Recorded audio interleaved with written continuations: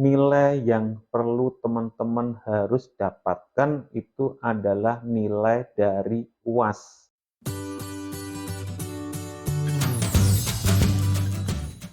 Oke teman-teman, sahabat UT dimanapun Anda berada, selamat bertemu kembali masih bersama Mas Ritepen yang masih berbagi informasi tentang perkuliahan di UT atau mungkin sharing atau mungkin menjawab pertanyaan dari di kolom komentar YouTube saya. Nah, bagi teman-teman yang baru menemukan channel saya, teman-teman bisa di-subscribe. Jangan di-subscribe dulu teman-teman. Ditonton dulu 2 menit, baru di-subscribe, like. Kemudian teman-teman bisa nanti bisa komentar, bertanya, atau mungkin teman-teman bisa share boleh. Atau teman-teman mau dukung channel saya ini menggunakan super thank mungkin di menu di YouTube ini, teman-teman terima kasih kalau teman-teman mendukung channel ini untuk berkembang lagi menjadi lebih baik lagi ya, bisa menggunakan super thank. Nah, teman-teman, di video kali ini saya akan menjawab sebuah pertanyaan yang ini pertanyaan unik dan sebenarnya tidak perlu dijawab, tapi karena muncul di halaman komentar YouTube saya, jadi saya berhak dong untuk menjawab atau mungkin sharing eh, tentang pertanyaan ini. Ya, pertanyaannya adalah ini, teman-teman. Kak, kalau kita tidak mengikuti UAS THE, apakah otomatis nanti mendapatkan nilai E? Ini kita sebagai gambaran saja, teman-teman, gambaran saja. Mungkin perbandingannya adalah ketika kita zaman SMA. Zaman SMA itu kan ada ulangan harian 1, ulangan harian 2, kemudian mid semester atau mungkin penilaian tengah semester, kemudian ujian kenaikan kelas. Nah, ketika teman-teman tidak mengikuti ujian kenaikan kelas, biasa kan guru mencari teman-teman untuk mengerjakan itu, susulan lah seperti itulah, sebenarnya susulan. Tetapi ketika teman-teman itu tidak mengikuti sampai saat mungkin sampai hari H teman-teman tidak mengikuti ujian kenaikan kelas, teman-teman kan pasti masih akan mendapatkan nilai. Walaupun nanti untuk porsi yang nilai dari ujian kenaikan kelas tadi mungkin tidak bisa ditambahkan karena kan ada rumusnya.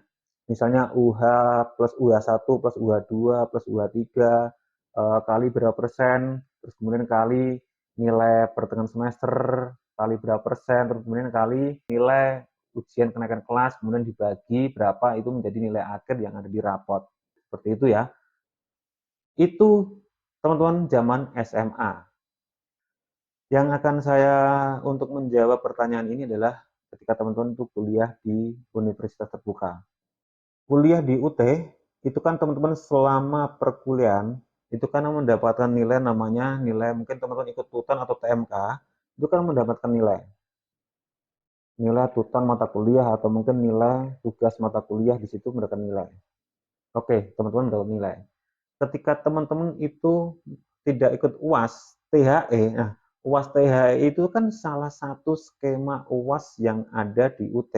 Nah, jika teman-teman itu tidak mengikuti UAS THE, berarti kan tidak mendapatkan nilai UAS THE. Tidak mendapatkan kan? Tidak mendapat karena teman-teman tidak mengikuti UAS. Nah, apakah nilai tuton ini di UT itu bisa dimasukkan ke dalam nilai akhir mata kuliah nanti mata kuliah apakah ini bisa? Di UT itu seperti ini teman-teman. Nilai yang perlu teman-teman harus dapatkan itu adalah nilai dari UAS. Apapun skemanya, entah UAS itu THE, atau UAS UTM, atau UAS UO, atau UAS apapun, itu teman-teman harus dapatkan dari nilai UAS tersebut. Itu yang menjadi sumber nilai mata kuliah yang utama kuliah di UT, yaitu mengikuti UAS. Jika teman-teman tidak mengikuti UAS, entah skemanya apapun, salah satunya adalah THE yang di pertanyaan ini, maka teman-teman dipastikan 100% akan mendapatkan nilai E karena dianggap tidak mengikuti UAS.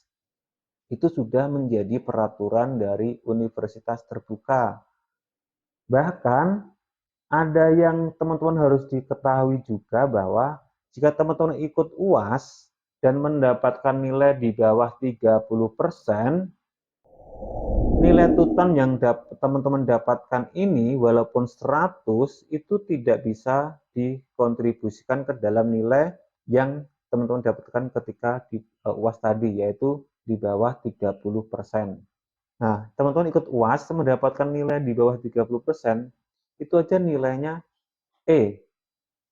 Apalagi teman-teman tidak mengikuti UAS, pasti akan mendapatkan nilai E.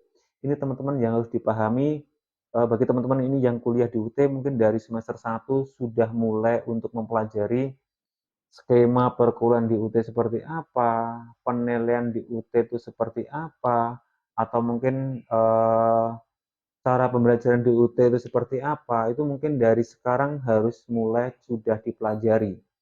Makanya teman-teman perlunya ikut OSMB, orientasi studi mahasiswa baru, itu pentingnya memahami skema dan berbagai macam-macam perkuliahan di UT itu seperti apa ya di OSMB. Maka teman-teman ikut OSMB. Kan ada juga nih yang kadang melalui virtual. Teman-teman coba ikut dan simak. Ternyata peraturan di UT itu perguruan di UT itu seperti ini gitu loh.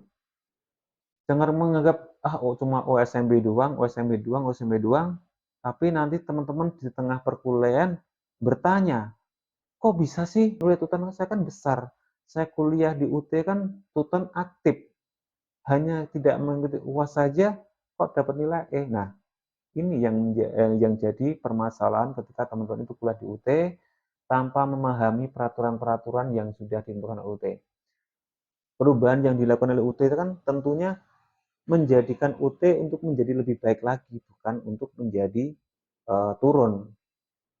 Sebagai mahasiswa ya mengikuti apa sih yang menjadi ketentuan dari universitas terbuka. Nah, berbagai hal yang kecil-kecil seperti itu tentunya teman-teman harus dipahami dari semester 1 ya. Ini Mas Ritapan hanya sharing saja. Kak, dulu mendapatkan informasi dari berbagai sumber. Iya, saya itu orangnya kepo. Saya selalu kepo walaupun saya tuh dulu semester 1 sampai semester 3 itu gabung di Salut. Saya juga mendapat informasi dari Salut. Kemudian saya juga sering membuka websitenya UT. Saya sudah masuk ikut follow IG-nya UT-UT yang mungkin ada UT Jakarta, UT Bandung, UT Bogor. Itu juga saya follow semua agar informasi itu.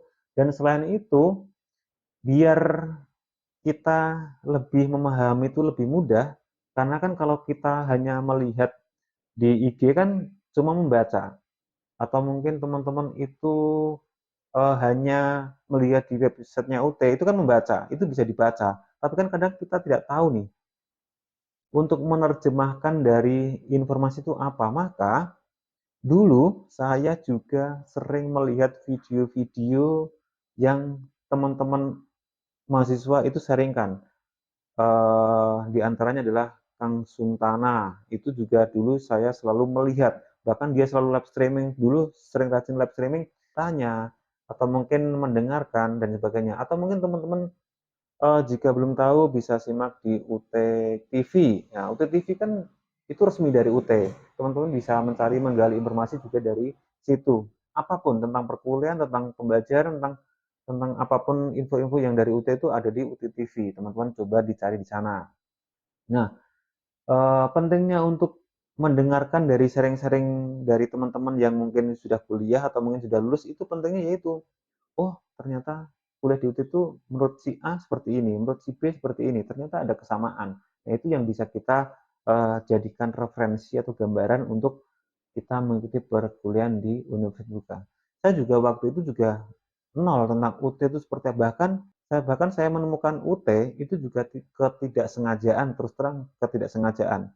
Atau mungkin nanti saya sharing deh tentang kenapa sih saya memilih UT di video saya selanjutnya akan saya sharingkan teman-teman ya. Untuk kenapa sih saya memilih UT. Nah, maka teman-teman subscribe dulu biar nanti ada notifikasi dari Mas Ritapen bisa teman-teman dapatkan. Untuk menjawab pertanyaan dari teman kita tadi, apakah ketika kita tidak mengikuti UAS THE, apakah kita mendapatkan nilai E? Dan jawabannya adalah dipastikan teman-teman akan mendapatkan nilai E. Nilai E tersebut itu wajib mengulang. Mengulangnya bisa teman-teman diregistrasikan di semester depannya. Itu saya. Baik teman-teman, sedikit jawaban dari di kolom komentar YouTube saya tentang pelaksanaan UAS. Nah, ini saya tidak mengutip hanya UAS DAE, tapi jika teman-teman itu tidak mengikuti UAS, maka nilainya teman-teman akan mendapat nilai E. Ini untuk tahun 2023 ya. Atau mungkin nanti 2024 ada perubahan, ya saya tidak tahu. Video ini saya buat sampai detik ini, dan saya waktu ini, dan saya semester 8. Nah, teman-teman terima kasih yang sudah menonton video saya. Mohon maaf jika ada salah kata dalam penyampaian saya, dan teman-teman jika ingin bertanya tentang apapun yang berkaitan dengan perjalanan kuliah di UT, teman-teman bisa disampaikan saja di kolom komentar. Nanti akan saya coba menjawab menggunakan versi saya, dan tentunya itu juga mengikuti peraturan dari universitas terbuka.